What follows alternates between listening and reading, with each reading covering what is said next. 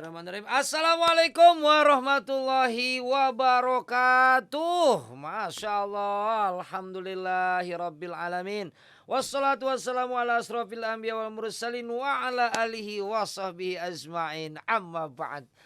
Sahabat sehati dimanapun Anda berada, Alhamdulillah ketemu lagi sama saya, orang yang paling keren karena memang pakai motif dan pakai sponsor dari Haramain ya.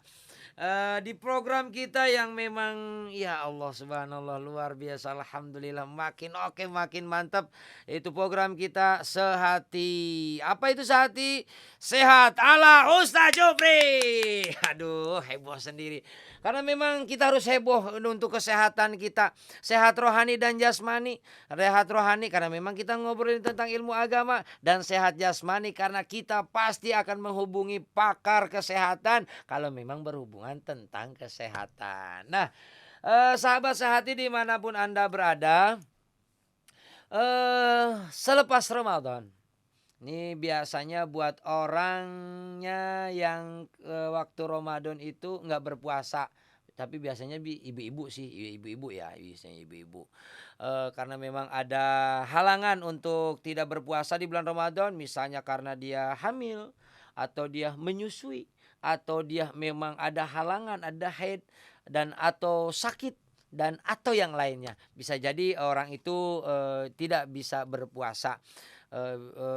Hal itu sih banyaknya di ibu-ibu, tapi bapak-bapak juga mungkin ada ya karena memang misalnya sakit atau dalam musafir dalam perjalanan, itu juga bisa orang tidak berpuasa.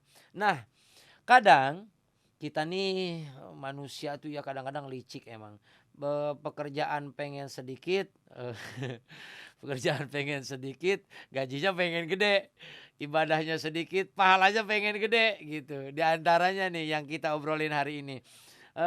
Puasa Syawal dan puasa Qadha Ramadan itu disatuin gitu. Jadi puasanya bareng nih. Qadha juga, Syawal juga gitu. Nah, itu bagaimana tentang begitu? Pahalanya atau boleh atau tidak gitu. Ataukah mana yang lebih harus didahulukan? Nah, sahabat sehati yang dirahmati oleh Allah Subhanahu wa taala dimanapun Anda berada. Dalam obrolan kita kali ini bahwa tentang niat puasa yang qadha puasa dan Syawal atau puasa istilahnya tuh nyawalan. Jadi puasa Syawal 6 hari di bulan Syawal itu istilahnya itu nyawalan bahasa kita itu. Bolehkah dibarengkan atau mana yang lebih dahulu? Menggabungkan dua ibadah dalam satu niat disebut dalam istilahnya agama itu disebutnya tasyrik. Tasyrik itu berserikat menyatukan dua niat dalam satu pekerjaan. Hal ini diperbolehkan namun tentunya ada ketentuan, ada syarat yang harus dipenuhi. Boleh tidaknya kembali pada jenis ibadah. Jenis ibadahnya itu apa? Yang tadi yang dimaksudkan dengan tasyrik menggabungkan dua jenis ibadah dalam satu niat. Itu tergantung jenis ibadah ditinjau dari sudut niatnya. Satu, ada yang dimaksudah bijatihi yaitu ibadah yang bersifat tujuan. Yang kedua, ghairu maksudah bijatihi yaitu ibadah yang berstatus sarana. Ini perlu pemahaman agak sedikit mendalam sih memang. Setelah mengetahui dua jenis ibadah, berikutnya kita baru bisa menentukan sah dan tidak sahnya itu sebuah ibadah dua jenis tapi dalam satu niat. Ada yang disahkan oleh agama, dilakukan ibadah yang berlainan jenis yaitu ibadah yang berstatus maksudah bijatihi dengan ibadah yang berstatus ghairu maksudah bijatihi. Bingung kan? Gini. Ada ibadah yang memang ditentukan namanya dan waktunya. Itu namanya maksudah bijatihi, waktunya dan namanya gitu ya. Ada ghairu maksudah bijatihi. Namanya nggak ditentukan. Namanya apa itu ibadah itu, tapi ada waktunya pelaksanaannya. Masanya gini, kalau qadha itu qadha puasa itu ditentukan tuh waktunya, pelaksanaannya gitu. Kemudian Syawal, nyawalan tadi ditentukan waktunya, pelaksanaannya. Itu mah maksudah bijatihi. Ada goiro maksudah bijatihi, enggak ditentukan namanya tapi waktunya. Contoh, puasa pertengahan bulan. Itu namanya ayamul bid itu. Nah, kayak begitu tuh enggak ditentukan dia namanya. Atau puasanya yang sehari tidak sehari puasa, namanya puasa Nabi Musa gitu. Nah, sorry Nabi Musa, Nabi Daud, puasa Daud. Nah, itu tuh tidak ditentukan namanya, tapi dia ditentukan waktunya sehari. Jadi ada yang memang ada yang maksudah bijatihi, ada goer maksudah bijatihi. Nah, baru setelah itu sahabat sehati yang dirahmati oleh Allah, kita bisa baru tuh menentukan sah dan tidak sahnya, boleh dan tidak bolehnya menggabungkan dua ibadah dalam satu niat. Contoh, ini yang sah ya, yang boleh nih. Mengkodo puasa Ramadan atau puasa wajib, misalnya nazar atau kifarat. Ya, ini saya ulang. Mengkodo puasa Ramadan atau puasa wajib, kifarat sama nazar, itu dua-duanya wajib. Di pertengahan bulan supaya sekalian diniatkan untuk puasa Ayamul Bid tanggal 13, 14, 15 bulan Komariah. Maka menggabungkan niat itu dalam satu pelaksanaan itu sah. Jadi mengkodo puasanya tanggal 13, tanggal 14, tanggal 15. Itu padahal itu namanya ayamul bid puasanya gitu ya. Puasa itu namanya ayamul bid di tengah-tengah bulan, maka puasa itu sah niatnya. Jadi dapat pahala dapat sah sah qada puasanya dan dapat fadilah ayamul bidnya gitu. Itu yang pertama. Itu contoh yang sah. Nah, sekarang contoh yang tidak sah. Contoh yang tidak sah yaitu mengkodok puasa dengan tujuan nyawalan atau sawalan. Itu enggak sah. Kenapa? Sebab dia sama-sama maksudah bizatihi. Begitu sahabat yang dirahmati oleh Allah. Jadi harus gimana dong Ustadz menyikapinya? Begini cara menyikapinya. Kalaulah kita memang begini sih ya, lebih ke arah keyakinan ya. Gini, solusinya gini, puasa kita itu yang kita tinggalin di dalam bulan Ramadan berapa hari sih? Misalnya, nggak mungkin sebulan dong, masa sebulan sih? Kalau sebulan mah habis semua dong. Misalnya nih ya, yang kita tinggalin di Ramadan itu 5 hari. Maka solusinya adalah kerjakan yang wajib dulu. Kodok dulu kerjain. Baru setelah selesai yang kodok yang 5 ini, kerjakan bulan Syawal yang disebut dengan nyawalan. Yang penting nggak habis dalam bulan Syawalnya. Yang penting setelah kita menjalankan kodok puasa 5 hari, nah baru kan kita masih bisa tuh menjalankan puasa sunnah nyawalan tadi kan. Yang penting tidak lewat dari bulan Syawal. Nah begitu sahabat sehati yang dirahmati oleh Allah. Enggak Ustadz, saya mah pengen awalan dulu, saya pengen yang sunnah dulu baru yang wajib. Boleh, sebenarnya begitu boleh. Nyawal dulu baru kodok. Cuman pertanyaannya nih sahabat, kira-kira umur kita nyampe enggak tuh? Misalnya begitu ya, misalnya nih Syawal udah kita kerjain, yang sunnah udah dikerjain, sementara yang wajib belum. Nah kan kita umur nggak ada yang tahu sahabat.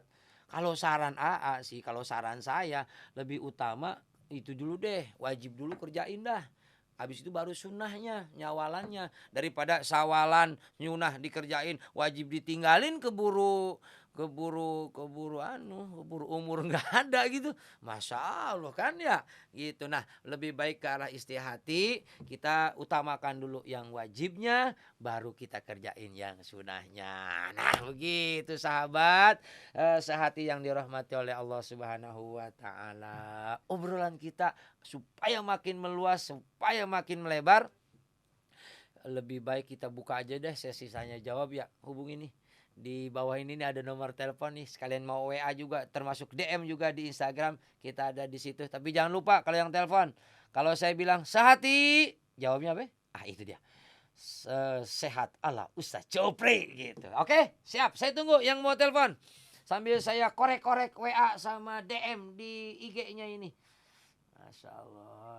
Nah, ini dia DM masuk di Instagram. Waduh, langsung ngaburudu sahabat. Masya Allah. Kayaknya emang lagi nunggu-nunggu, pas dibuka kerannya langsung bos bos bos bos. Saya cari dulu pertanyaan yang gampang-gampang aja. Biar gampang jawab ya.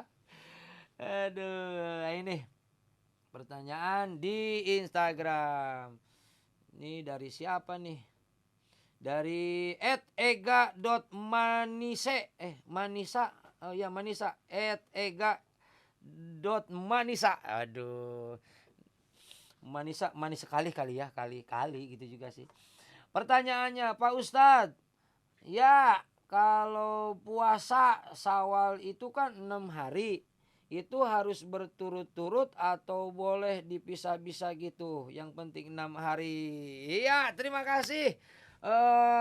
Pertanyaan dari @ega.manisa. Pertanyaannya cakep sekali, luar biasa ini.